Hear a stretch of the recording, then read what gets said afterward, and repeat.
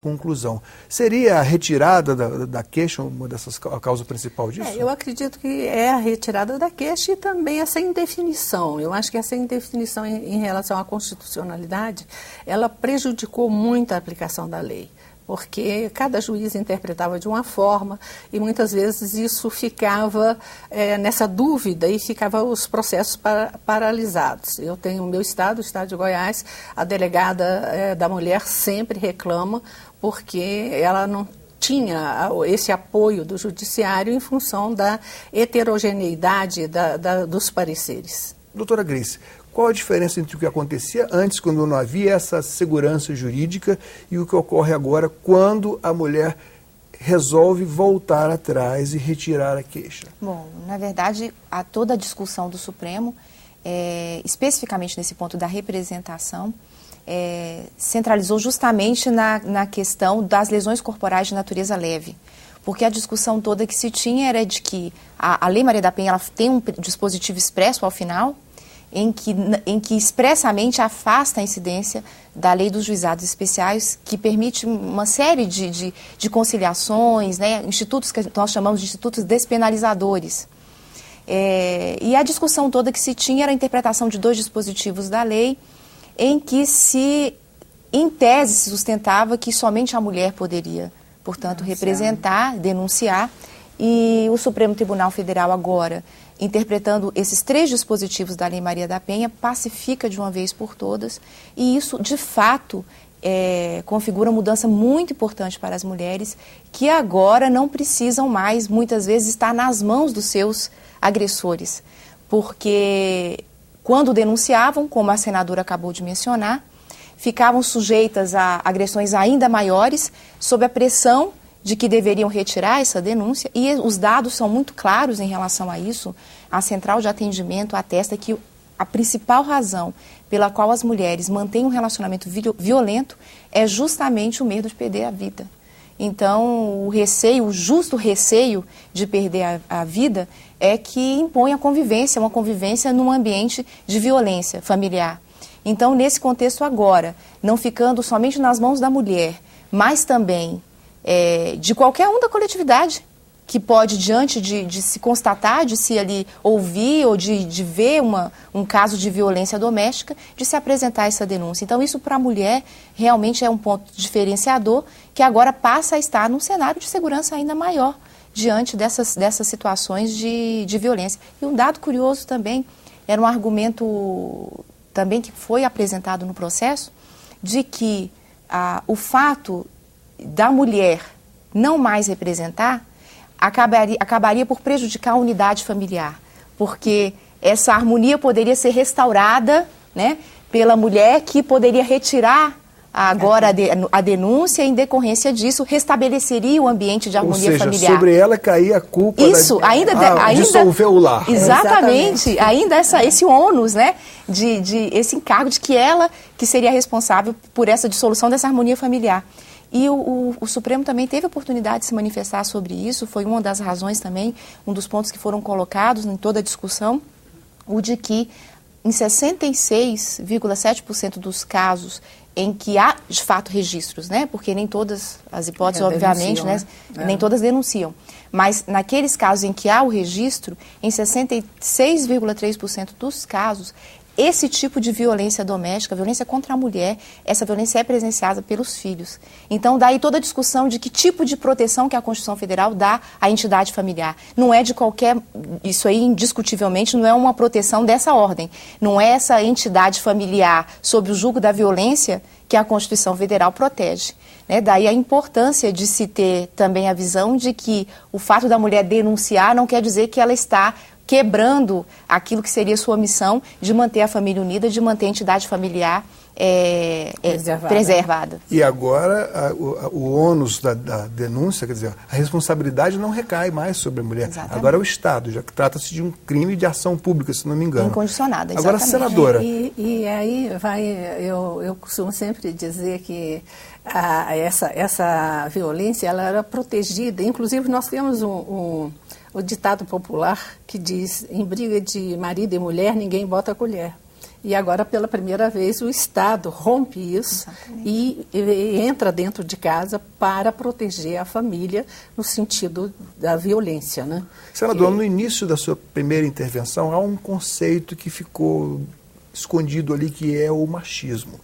Numa sociedade que tinha um código, em que o Código Civil vinha de 1916, só foi reformado em 2002, em que a mulher era o cabeça do casal, o homem, desculpe, era o cabeça do casal. A senhora acha que a sociedade brasileira está menos machista ou continua procedendo do mesmo modo? Não, eu acho que evoluiu bastante. Inclusive, essa luta da mulher, ela está bem latente hoje na sociedade.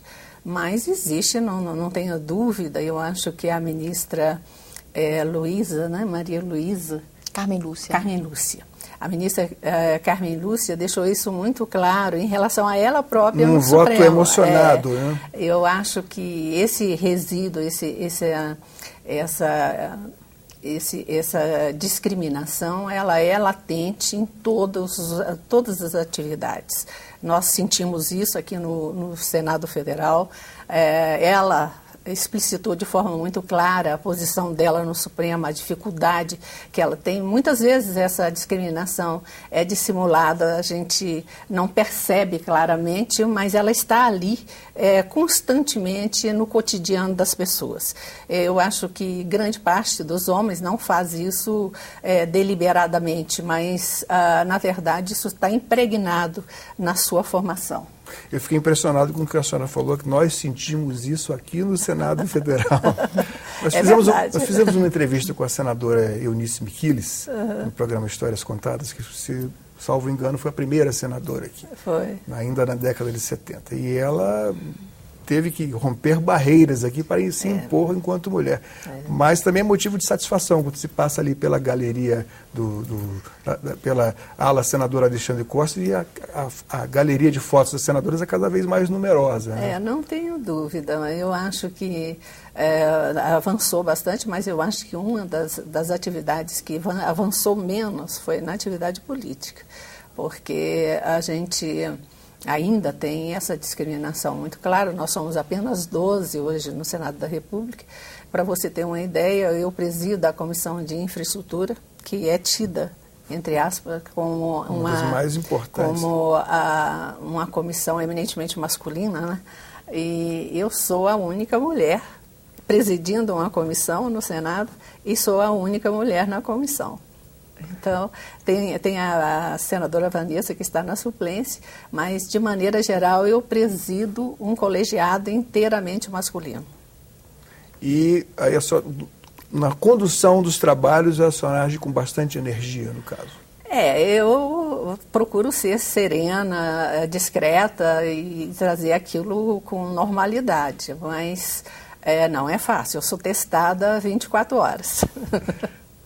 Doutora Grace, no campo do direito, vocês também estão vencendo uma batalha muito grande. Já há várias ministras do Supremo Tribunal Federal. Exatamente. A corregedora do Conselho Nacional de Justiça é uma pessoa de muita projeção nacional hoje, de opiniões abertas, de opiniões até certo ponto ousadas, né? Bastante veiculadas pela imprensa e bastante contestadas. E o papel da mulher nos tribunais e lá nas lides da justiça? Vocês estão conseguindo vencer essa batalha ou o país ainda é bastante machista? Eu acho que é um processo, como a senadora falou, né? Passo a passo, os espaços eles vão sendo conquistados. E eu acho que essa luta da mulher também no âmbito dos tribunais não é muito diferente. Cada uma delas, né, no âmbito ou no primeiro grau de jurisdição, segundo grau de jurisdição, ou mesmo os tribunais superiores, elas acabam tendo que demonstrar a qualidade do que fazem, né, a responsabilidade da atividade que é desenvolvida. É passo a passo mesmo, mas eu acho que os espaços estão efetivamente sendo conquistados. A ministra Carmen Lúcia, no voto que foi mencionado aqui pela senadora, ela falou algo que foi muito, muito interessante. Ela disse que, às vezes, a discriminação se dá pelo olhar. Às vezes não há sequer a menção expressa, né, da figura, ou seja, da discriminação ou da diferenciação. Mas, às vezes, o olhar é diferenciado porque ali se está diante de uma mulher, né?